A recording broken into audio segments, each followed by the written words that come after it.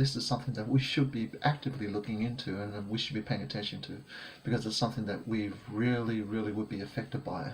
Like when I say we, I not mean just family life and like our household and your household. I mean like everybody will be affected if net neutrality is repealed, like they're wishing to do. Where the FCC has basically tried to put an end to the open internet and making sure that internet service providers or ISPs are going to have more power and basically can control your websites, can control where you go to, can throttle your websites, put the internet into tiers just like television.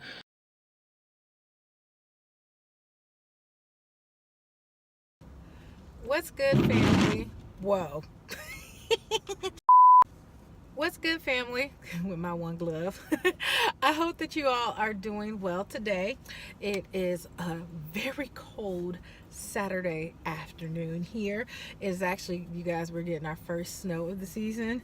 And I hate to sound like a Grinch, but I can't stand the snow. When I was a kid, I loved the snow, but now having to drive in it, I can't stand it. So they've been telling us it was gonna snow, but I was just like, please, no, Jesus, I don't want it. But it's here now, so I'm just gonna have to deal with it. So the video clips y'all saw earlier before were from a women's event that we had at our church. So I had one of our members sang the Divas.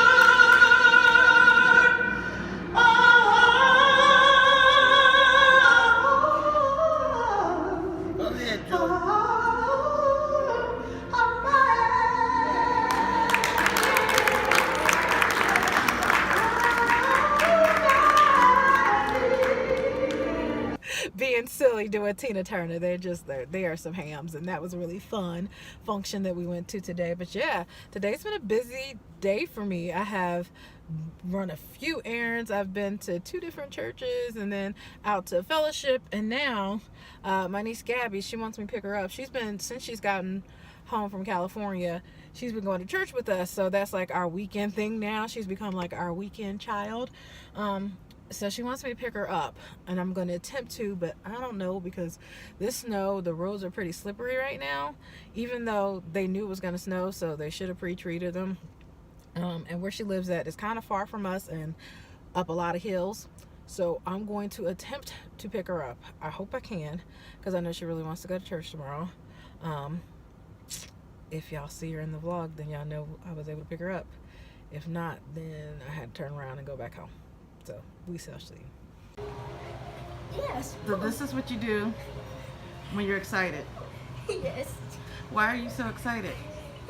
Because You're excited because I'm awake from my nap, and that's Yes. why. You're so silly, Let's child. do this. Doggy, what are you doing? The semi-splits. The kind of sort of splits. I can almost do this one. I You used to can. be able to do Whew, yeah, I just woke up from like an epic nap. What time is it? So, I'll sleep for like an hour and a half. I've been going so much today. Yes. that. Long time. I was just vlogging you just then when you're being silly. But I was so tired. I've been running all day today. I've been running all day. Gypsy. Okay, Gypsy. I've been running all day long. She got up here just to get back down. And I was just pooped when I got back here. I was like, I cannot. So Gabby wanted to watch a movie, so I turned the movie on for her, and I fell asleep. And so now it's just the two of us still. Phil's got like an hour, and then he'll be off work. So we're just chilling. And Gypsy over here, little stinker. Say hi, Gypsy. Hi, hi. Say hi, world. The camera. No, she has licked the camera before. I know, I watched that.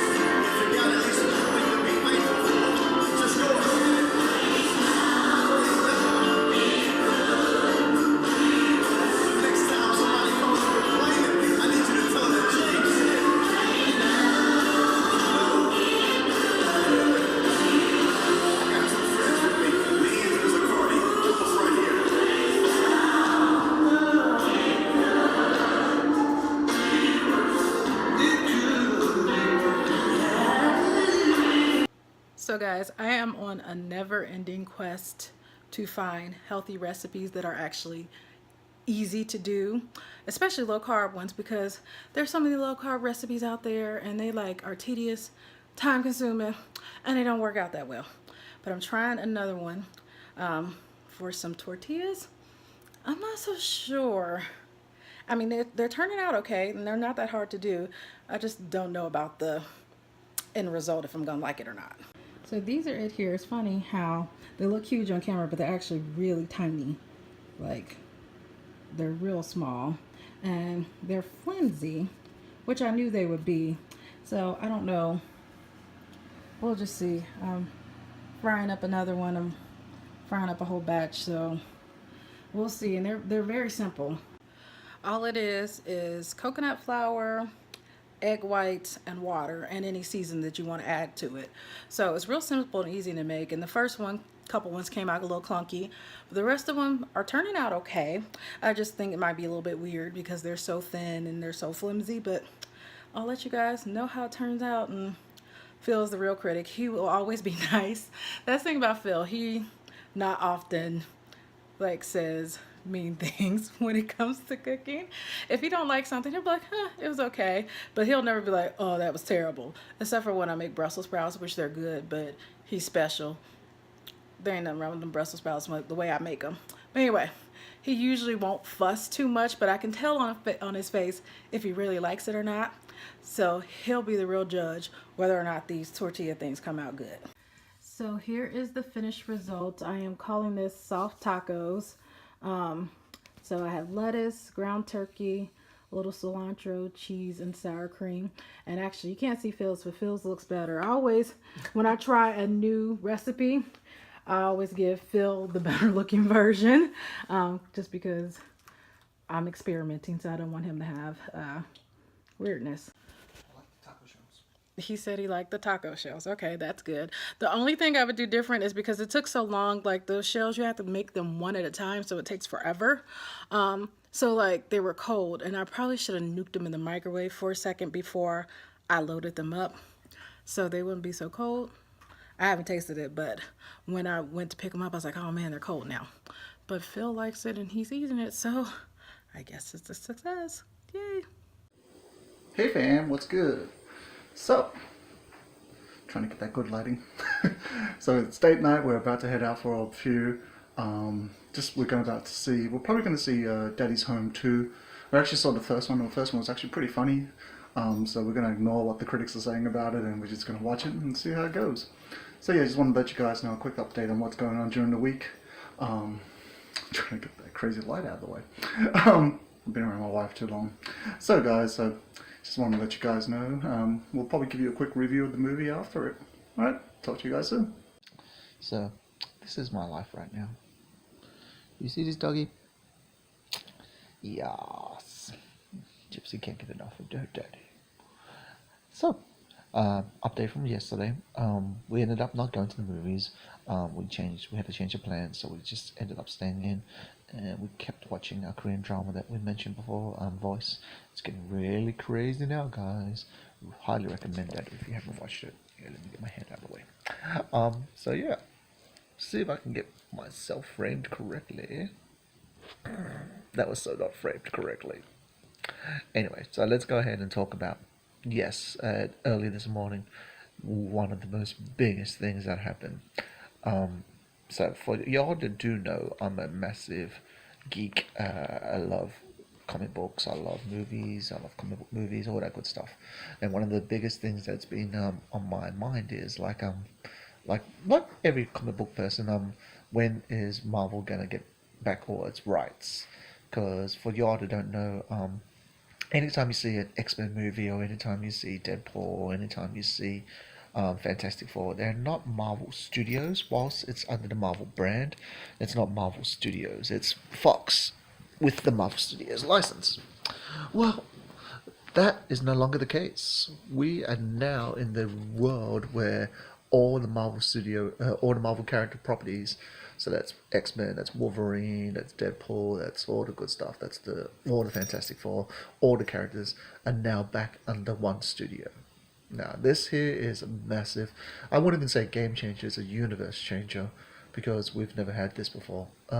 During the early 90s, when Marvel Studios was trying to get off the ground, it sold off a lot of its properties, and for the longest time there was a cold war between Marvel Studios and Fox, and they were basically trying to like freeze them out, using the Cold War analogy.